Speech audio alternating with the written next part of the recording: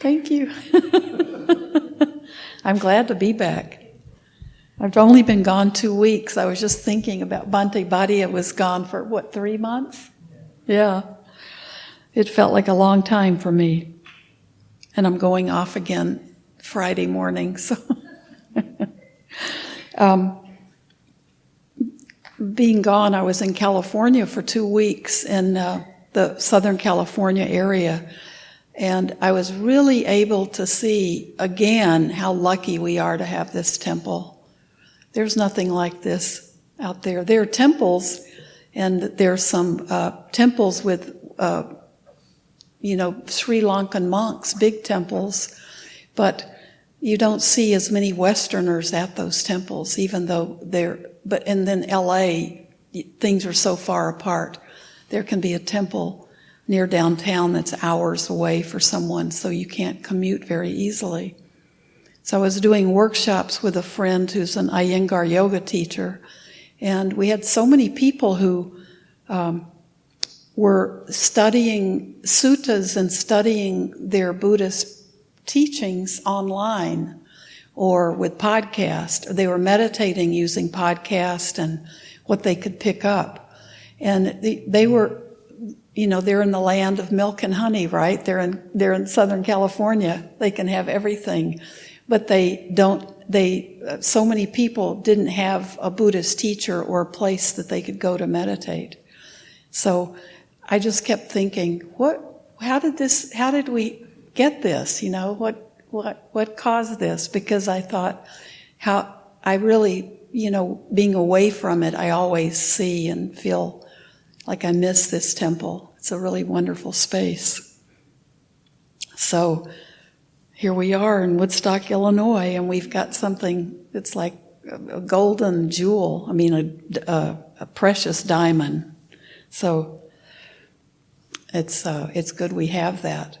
But there are a lot of people looking for what we have, and they have a harder time finding it, so this is good.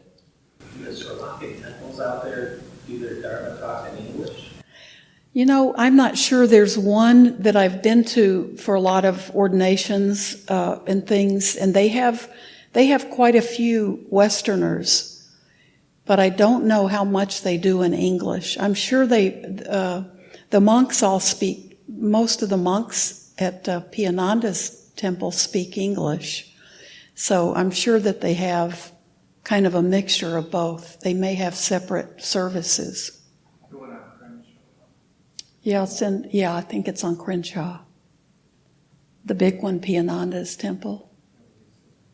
It's called, I can't think of the name, but they probably have English because they all speak. There's a lot of English there. And a lot of Westerners are really support the work. So, but that one is it's kind of downtown, not quite downtown, but it would be a really long commute for people. So to even have something, those poor people, I feel so sorry for the people in Los Angeles. It takes forever to go anywhere, the freeways. So you might be what we would think of as a 20, maybe max 30-minute drive, and it's going to be triple that there. So there's a big incentive not to be connected with something that far away from where you live. But that's their choice.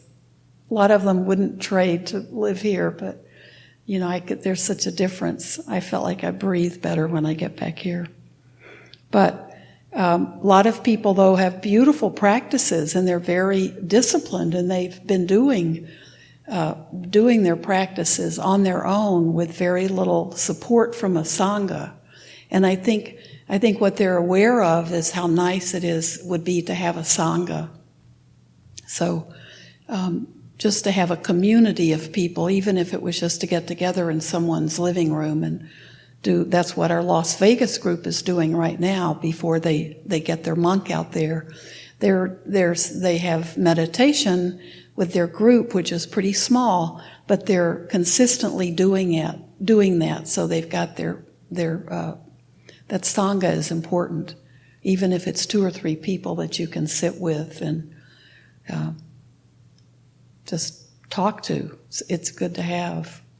So we have it. So this is such a nice setup here. We've got it. So hopefully, I know all of you who come all the time, you appreciate it. So it's a good thing. Anyway, that's when I came. What I realized was I was really homesick for the temple, and I was only gone about 13 days. So it didn't take long. So I found something that I found when I was working on the workshop that we do, and it's what we do is help people find good postures and some stretches and things to do right before meditation that help your body, or postures for people who have difficulty with traditional sitting postures. And then we go into the meditation part. So it's about a 3-hour workshop we do. And it's something we've worked on for several years. And there's a real need for it. So that's when I was working on that. Each one of the workshops we did, we tried to do some walking meditation. And I found something by Thich Nhat Hanh, and some of you may have seen it too, but it's perfect to use for walking meditation. But the more I looked at it, the more I thought, this simple little thing to use, and Thich Nhat Hanh calls it he called it, where I read it online, anger walking mantra. So I thought, okay, that's perfect for walking meditation. And it's perfect for more than just anger. You can use it for any kind of emotional state you're working with at the moment. And the more I kept reading it and playing with it and thinking about it, I thought this one little mantra, he calls it a mantra, but if you're doing walking meditation, it can be, the words that you can repeat to yourself, just like when you do walking meditation, you're focusing on the movement of your feet. So this is something that as you're breathing and you're walking, you can just say to yourself. And the more I thought about it, the more I thought, this little mantra, there are six lines to it.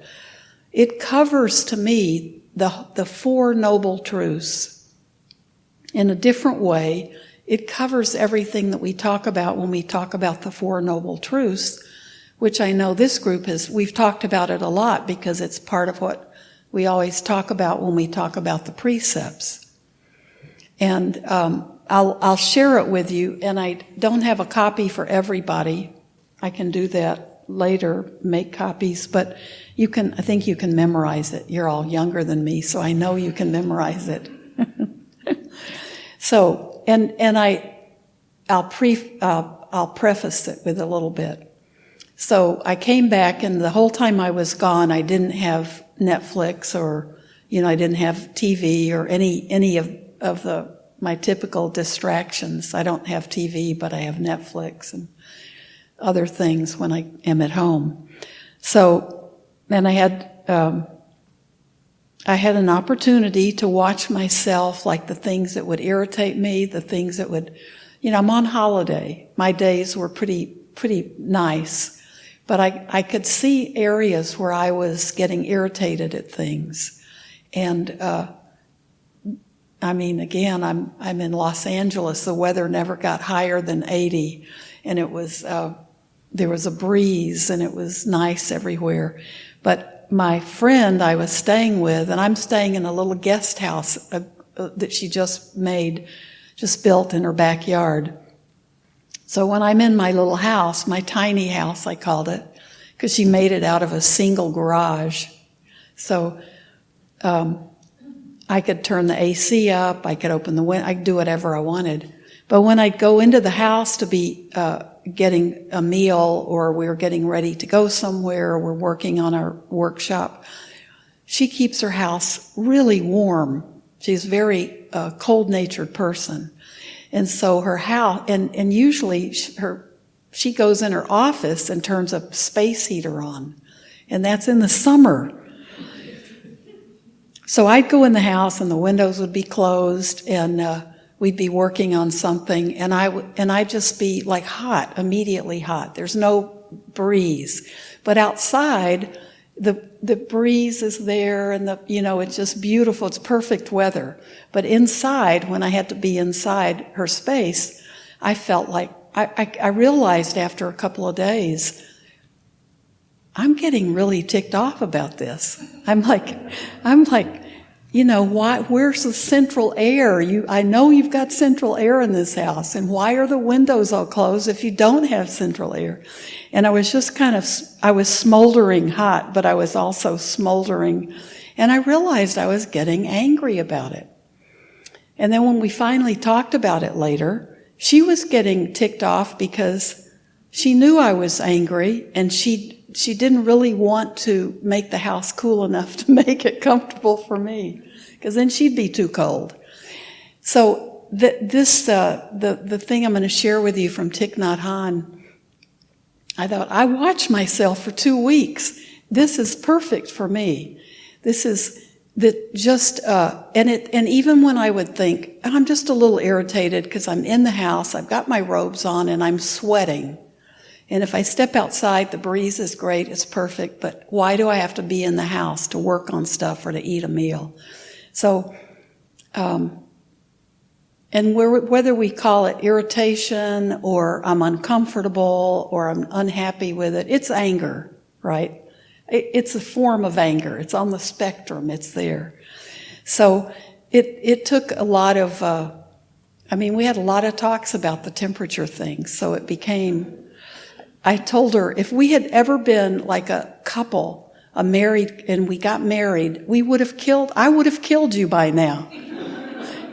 It would not have lasted. I would have absolutely been at the verge of that. And we've known each other for 50 years. So we've been through this same discussion. This is not even new for us. So then I came back home. We worked out the feelings of hot and cold and how different we were and how we both were ticked off at the others being different. And I had a lot of insight about that. And then I got home and I had told Marty when I saw her yesterday that I hadn't been keeping up with the news. So I would only see maybe a headline in my email, and then I'd just get rid of it because I just was I didn't have to be dealing with that. So this morning I was trying to just rest my eyes, and I had turned YouTube on to listen to some wonderful Dhamma talks. And instead, I started watching MSNBC on YouTube with Joe in the Morning. I was listening to it. I didn't have to really watch it. And exactly what I got, and I got a week's worth of it, was all the Epstein, the whole story, the whole, the whole ugly story. And it was like, oh, this is why you said I was lucky not to have been watching any news. And I thought, okay, this is hard to listen to. This is hard to listen to all the sexual abuse of young minors, and how somebody with a lot of money was able to just kind of buy the protection from the law. And I thought, okay, this is the kind of thing that so many people in this country are watching or listening to, and there's a kind of anger that there's something that keeps coming up. It's like this: if you're not angry about it, you're unhappy about it, or you just can't.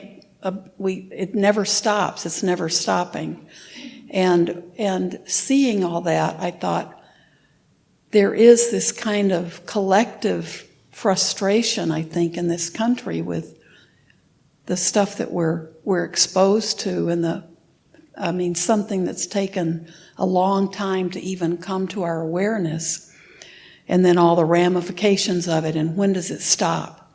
and then the tweets and the 4 congresswomen and the all that. This I got a whole dose of that today, and I thought, wow, this. And if you're a news junkie, you're getting the same stuff every single day.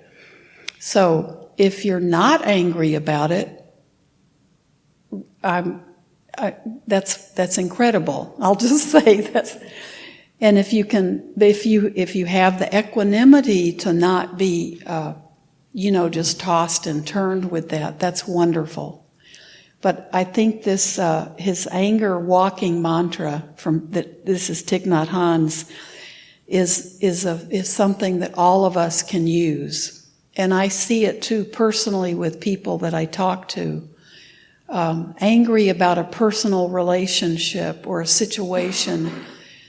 Being hurt from a situation in their own lives, and not being able to work with, not having a way to work with it. And we all know if we're meditating, that's a practice, that's a way to work with it. But sometimes people there's so much of a difficult emotion at work that's just kind of coming back. Any little thing will trigger it, and they take 2 steps forward, and then there'll be a phone call, or there'll be something that they see, or they'll get a text from somebody, and they just are right back in that same cycle of, why is this happening to me, and why can't I get rid of this feeling? And so I think we need as many techniques as we can have to work with our difficult emotions. Now, that can be sadness. It can be what are your favorite difficult emotions besides anger? Fear, frustration, pain. Did you say? Yeah, pain, sadness. We all have favorites, and we all probably have even. There are personalities that we can think of with certain emotions. So any kind of difficult emotion, you can just plug it in here. So if it's just frustration with the news, or, you can use your favorite. And then I just got real excited when I saw this is teaching the same thing that the 4 Noble Truths is teaching. So breathing in, I know anger is here. Breathing out, I know the anger is not me. Breathing in, I know anger is unpleasant. Breathing out, I know that feeling will pass. Breathing in, I am calm. Breathing out, I am strong enough to take care of this anger.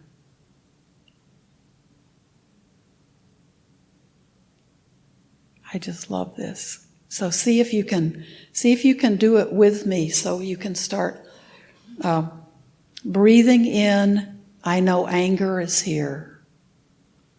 So say that line. Breathing in, I know anger is here. Breathing out, I know the anger is not me. Breathing out, I know the anger is not me. Breathing in, I know anger is unpleasant. Breathing in, I know anger is unpleasant. Breathing out, I know that feeling will pass. Breathing out, I know that feeling will pass. Breathing in, I am calm. Breathing in, I am calm. Breathing out, I am strong enough to take care of this anger. Breathing out, I am strong enough to take care of this anger.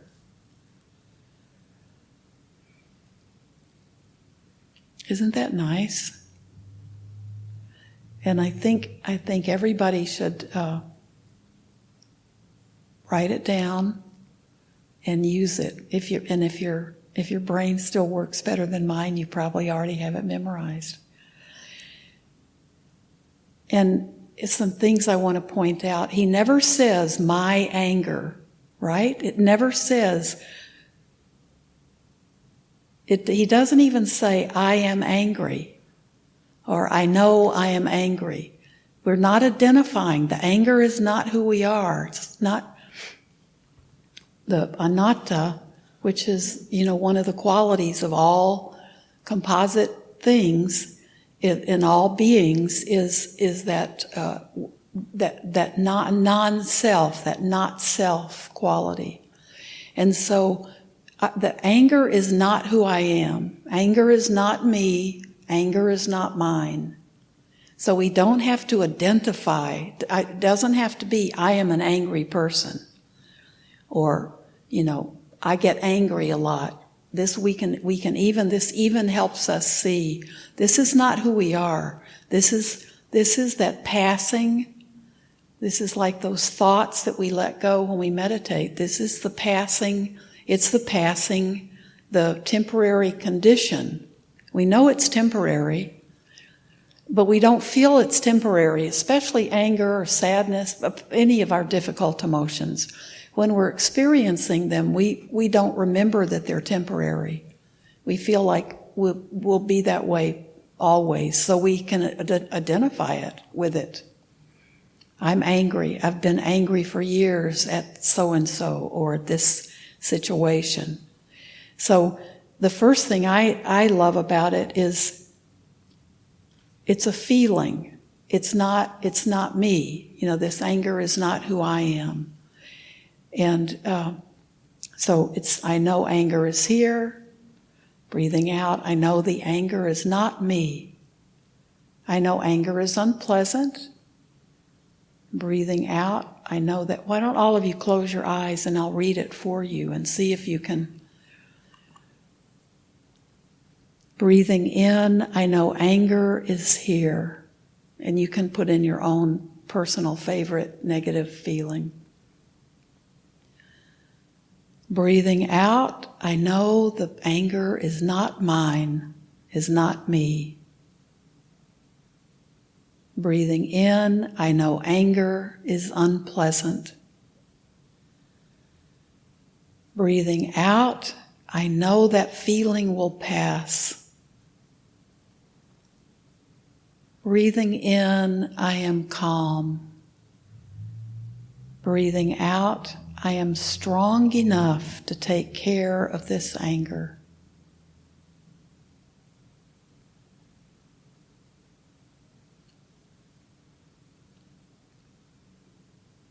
So we're experiencing and feeling the anger. The first thing we do is, it's not me. If we're sad, if we're depressed, if we're fearful, it's still not who we are. It is a passing feeling. It's a feeling. So the first thing we recognize is that the feeling's here. It's present, but it's not me. Then the next breath in, we know that feeling, that anger is unpleasant. It's not a happy feeling. Breathing out, we also know that feeling will pass.